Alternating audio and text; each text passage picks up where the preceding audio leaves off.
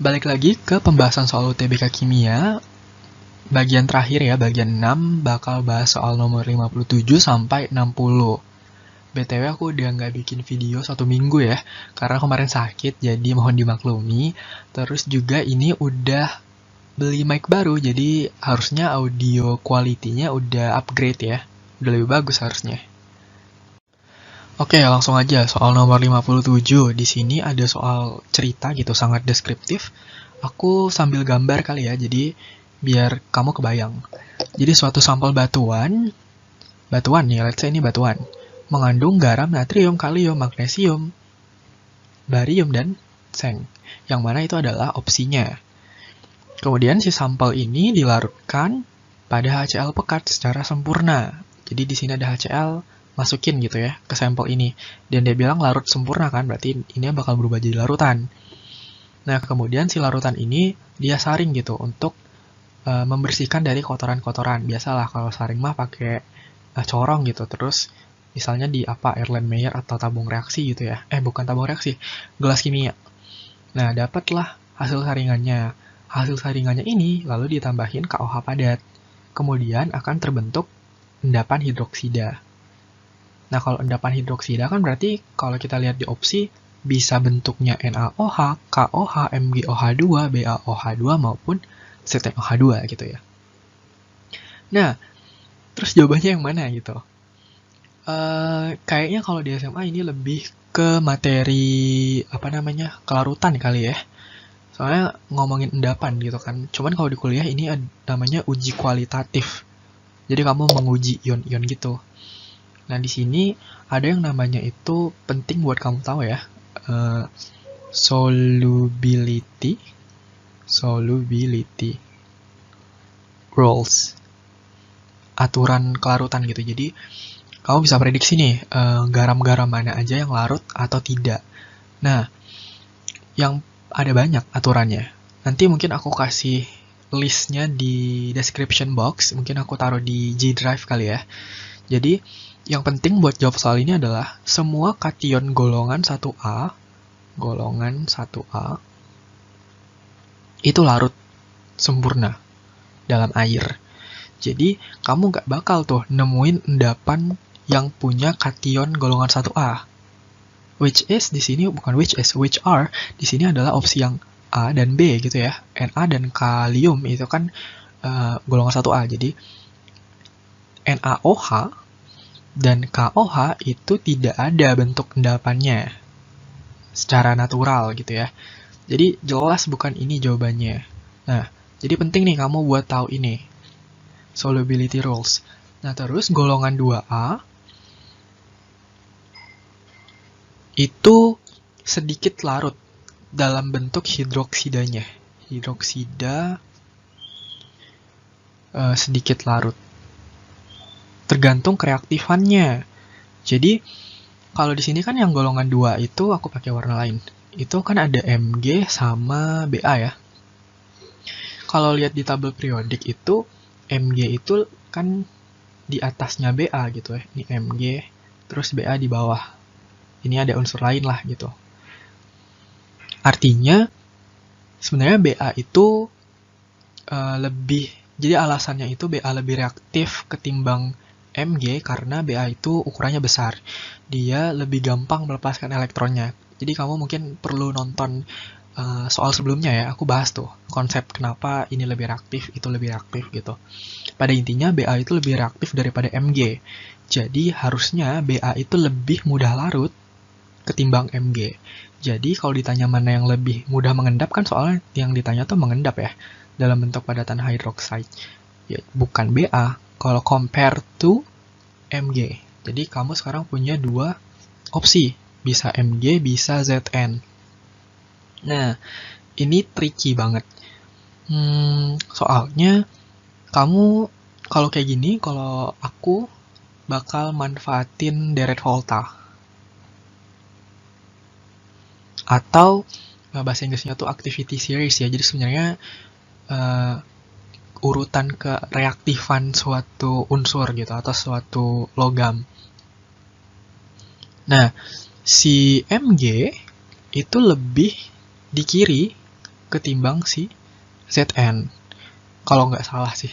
Pokoknya Mg itu lebih mudah, lebih reaktif gitu ketimbang Zn. Dan kalau kita ngomongin kelarutan, tadi aku cek juga di tabel itu, di solubility rules ini ada tabelnya di bawahnya, di bawah PDF itu, nanti filenya aku insert deh. Itu dia punya nilai KSP yang lebih besar. Ini kalau nggak salah 10 pangkat minus 12. Kalau yang Zn itu 10 pangkat minus 15 apa 16 gitu, sekitaran segitu. Artinya Zn itu KSP-nya itu lebih kecil. Zn lebih kecil, jadi Mg lebih besar ya. Yang mengakibatkan, yang mengartikan kalau Zn itu lebih kurang reaktif ketimbang Mg. Jadi kalau ditanya mana yang mengendap, ya jawabannya harusnya tuh Zn gitu. Berdasarkan konsep ini ya. Jadi jawabannya itu Zn, karena dia lebih less reaktif ketimbang yang lainnya, gitu. Pokoknya kamu perlu paham ini nih, perlu tahu, perlu ingat solubility rules, dan hafalin juga direct volta. Oke, belum move on, nomor 58 masih ngomongin reaktifan logam, tapi berdasarkan kemudahan teroksidasi. Jadi di sini ada data. Nah, ini bab apa ya? Elektrokimia ya harusnya ya. Jadi, untuk jawab soal ini kamu lihat deh, sini datanya. Yang pertama dulu, Cu plus H plus itu tidak bereaksi. Terus di sini Pb plus 2H plus bereaksi, Pb plus H2O tidak bereaksi. Nah, kamu harusnya familiar kalau di bab elektrokimia itu ada yang namanya enol. Enol. Atau, apa sih? Potensial reduksi ya. Potensial reduksi. Nilainya sekian-sekian volt gitu, bisa positif, bisa negatif. Dimana kalau semakin positif, dia semakin mudah tereduksi, dan semakin negatif, dia semakin mudah teroksidasi ya. Positif dia reduksi, belum tentu yang positif reduksi loh, karena dia ini dibandingkan. Intinya semakin positif dia semakin mudah tereduksi, sedangkan semakin negatif dia semakin mudah teroksidasi.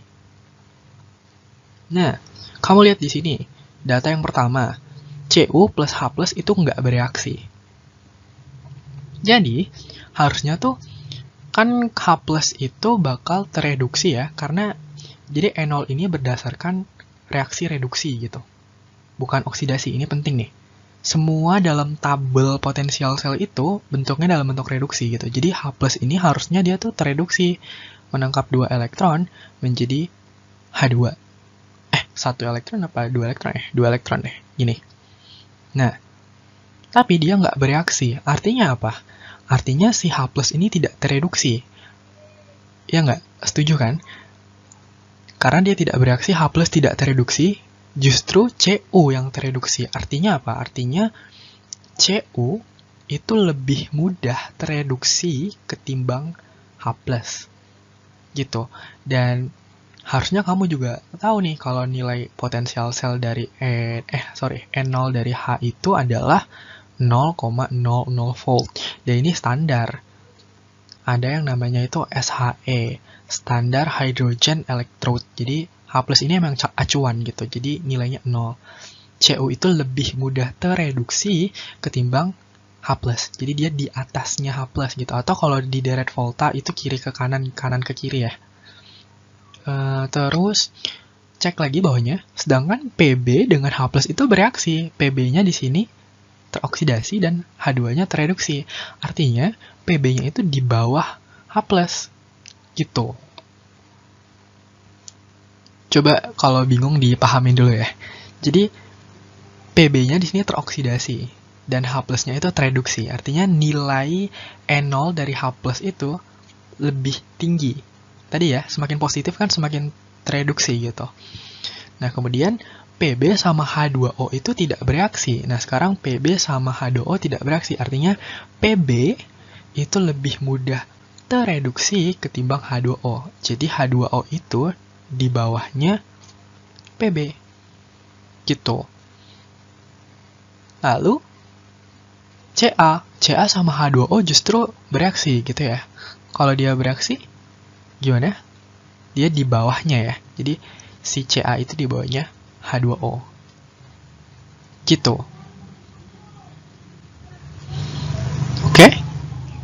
Kelihatan kalau yang semakin ke atas tadi kita urutinya ke atas ke bawah ya. Ke atas itu semakin mudah tereduksi, sedangkan yang ke bawah, aku yang merah deh, yang ke bawah itu semakin mudah teroksidasi. Jadi kalau ditanya kemudahan teroksidasi, jawabannya adalah Ca dulu, yang paling mudah teroksidasi itu Ca, Pb baru Cu. Jadi Ca, Pb, Cu jawabannya yang E. Jangan kebalik ya. Terus udah sih itu aja. Atau kamu ntar coba cek lagi di tabel potensial sel. Dan ini emang agak bukan susah sih, cuman agak sedikit bikin pusing gitu, membingungkan lah. Tapi gampang, sebenarnya gampang banget. Oke, selanjutnya nomor 59, ini kita udah sampai ke reaksi organik ya.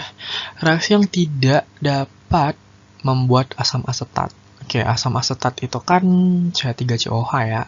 Aku gambar strukturnya berarti CH3COOH gitu. Nah, reaksi mana nih yang nggak bisa menghasilkan ini? Nah, aku udah bikin nih. Jadi yang A itu hidrolisis etil asetat. Etil asetat itu yang ini. Nih, etil asetat. Warna lain deh, ungu. Etil asetat itu kan ester ya. Reaksi hidrolisis ester itu akan menghasilkan asam karboksilat dan alkohol. Jadi ini ntar produknya adalah CH3COOH plus C2H5OH. Gitu. Jadi intinya ini kamu mutusin yang di sini nih. Jadi terbentuk ya CH3COH yang ini. Nah, terus kalau yang ini yang B, hidrolisis asetil amina, sama aja ini. Jadi di sini H2O hidrolisis kan, sama dia bakal membentuk ini COOH plus NH3. Gitu. Jadi ini juga terbentuk nih asam karboksilat, lebih tepatnya asam asetat ya. Jadi hidrolisis amina itu akan menghasilkan asam karboksilat. Lalu yang C itu ada etanol. Nah, etanol itu merupakan alkohol primer ya. Dia nggak bisa alkohol sekunder kan? Karena C-nya cuma 2, pasti OH-nya ada di nomor 1 gitu. Ketika alkohol primer, aku bikin dulu di sini, primer. Ketika alkohol primer dioksidasi, dia akan membentuk aldehid. Nah, kemudian kalau aldehid itu direaksikan lebih lanjut, dia dioksidasi, bukan reaksikan. Dioksidasi lebih lanjut, dia akan membentuk asam karboksilat. Asam karboksilat. Yang mana ini kan asam karboksilat ya.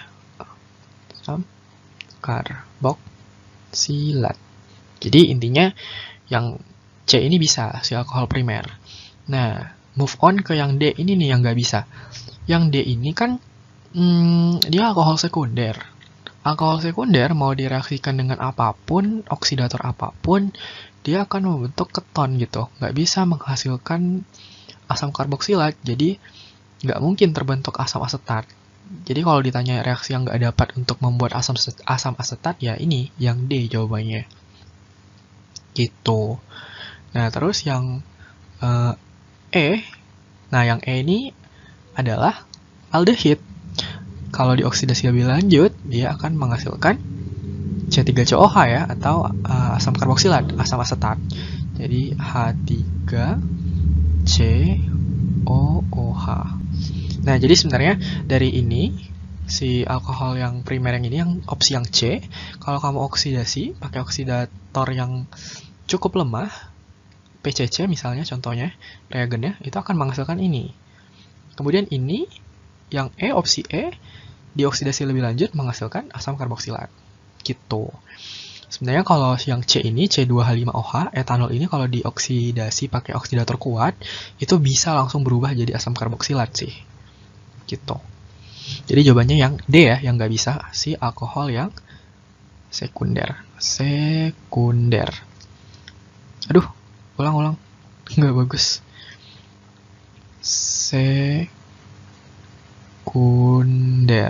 Itu nggak bisa. Dia mentok di keton. Oke, jawabannya D. Oke, sampai di soal terakhir nomor 60 yang aku agak bingung nih, kirain soal biologi ternyata masih soal kimia. Jadi di sini soalnya biokatalis yang digunakan dalam penjernihan jus buah dan sayuran di beberapa industri minuman adalah, nah kamu opsinya ini adalah enzim-enzim gitu kan. Jadi di sini ya sesuai namanya aja ya, amilase itu kan mengubah amilum menjadi glukosa dan maltosa ya, maltosa. Sedangkan lipase ya sesuai namanya, mengubah lipid itu lemak menjadi asam lemak dan gliserol. Lalu yang C itu laktase, itu mengubah laktosa menjadi glukosa dan galaktosa. Glukosa dan galaktosa. Nah, yang D aku skip dulu. Yang E dulu deh, lebih gampang nih. Protease ya, mengubah protein menjadi molekul yang lebih sederhana, yaitu asam amino. Nah, kalau selulase itu nggak ada pada tubuh manusia. Dia itu fungsinya untuk menghidrolisis selulosa yang ada pada tumbuhan. Jadi sebenarnya ada kombinasi atau campuran enzim dari selulase, pektinase, dan silanase yang berfungsi untuk penjernihan jus dan likuifikasi buah. Jadi ini penjernihan jus dan likuifikasi buah. Gitu. Jadi jawabannya selulase. Nah, sebenarnya jadi selulase itu digunakan untuk menghidrolisis selulosa, pektinase itu menghidrolisis pektin, dan silanase itu menghidrolisis silan. Silan itu atau nama lainnya hemiselulosa. Jadi setahu aku ya, pada intinya tuh mereka tuh jadi si selulosa, pektin, sama hemiselulosa atau silan itu berada pada dinding sel pada tumbuhan. Mereka itu bikin tumbuhan jadi kaku gitu loh. Dia mengatur air pada tumbuhan, intinya kayak gitulah. Jadi si pektin ini menghidrolisis, kamu bayangin deh, si campuran ketiga ini menghidrolisis, dia menghancurkan itu, makanya dia bisa melembekkan gitu, likuifikasi buah dan menjernihkan jus gitu. Oke. Selesai. Oh, selesai soalnya. Oke, berarti pembahasan soal kita selesai sampai hari ini. Dan aku mau say thank you sih udah nonton sampai habis. Dan congrats juga udah bertahan sampai habis. Jangan lupa belajarnya dikencengin, jangan kendor, tapi juga jaga kesehatan supaya nggak sakit pas hari ujian. Oke? Thank you so much. Sampai jumpa di pembahasan selanjutnya.